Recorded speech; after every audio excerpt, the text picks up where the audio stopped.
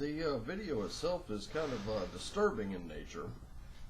Having grown up around law enforcement and have even done law enforcement myself, I can say that just based on what I've seen, I would just let me state a couple things first. First, I'd have loved to have seen the video from the time he got up to the podium until the time he was taken out by campus police, which is exactly what these are according to CNN.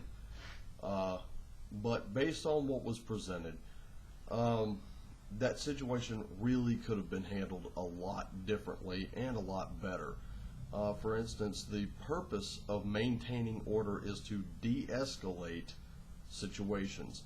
Obviously, the police did not do this and did not do a very good job at it. Instead, they escalated a situation. Granted, the student didn't help.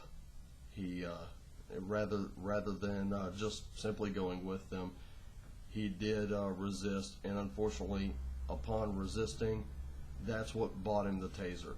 Now, I'm completely disturbed by that. I don't think that this was necessary. I do believe that this could have been avoided. Just based on what I saw was immediately they just grabbed him. They were literally laying hands on him when this did not need to happen. They could have simply told him, A, take a walk, B, calm down and restate his questions in a calm manner or something of that sort. Now they're going to be inundated in paperwork, and possibly this guy, I'm looking at him to get off. Why? The commands that were given to him were barely audible. They did not give him loud, clear, verbal commands. The only ones who could hear the commands, I dare say, were the ones either in the immediate area surrounding the guy and the police and the man being arrested himself. That's it. There was nothing else. Unfortunately, the only clear and verbal commands that I heard were for him to stop resisting.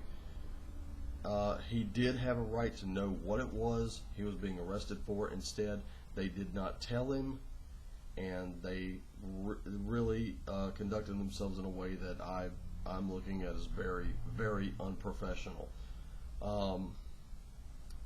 That's my opinion on it. I think it could have been handled a lot better, and the only question that I really did get to see was he asked if KERRY was a member of Skull and Bones. Skull and Bones, a lot of people are going to write him off as a conspiracy wacko. This is where I stand on Skull and Bones. Skull and Bones is a fraternity at Yale. Everyone knows this. It's not a secret. They have a huge building called the Tomb. It doesn't have anything in really the way of windows. And not much is really known about what goes on within the fraternity's activities. The thing is, the only people who know what's going on are those that have been in the fraternities and those that are currently in the fraternity. That is it. End of list. Are there practices occult? If you're taking occult in the way of Webster's dictionary, occult meaning hidden, of course it is. It's right there behind a bunch of walls with no windows. They keep to themselves and they keep pretty secret. Now it is kind of obvious that some of these guys have gone on to positions of power and authority. This much is true, but I don't think it necessarily has anything to do with being part of that fraternity. I don't see them as a secret society hell-bent on destroying us.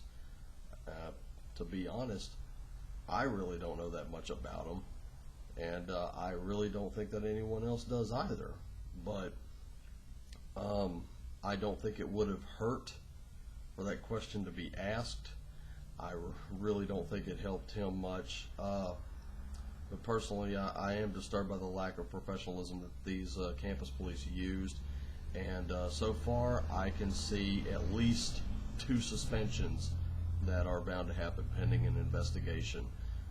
In terms of what will happen to the student, I personally don't see anything really substantial happening to him other than perhaps a lawsuit, and I'd be willing to bet based on the video evidence he'll win. So I think it is time for us to wake up to more stuff like this. I have to wonder, why were more people not standing up when he was calling out? They could see that this was an unlawful arrest. That much is true, and I guess this is one of those situations where we can start to see police sort of just doing what they want rather than what they're supposed to. That's my take on it. Later.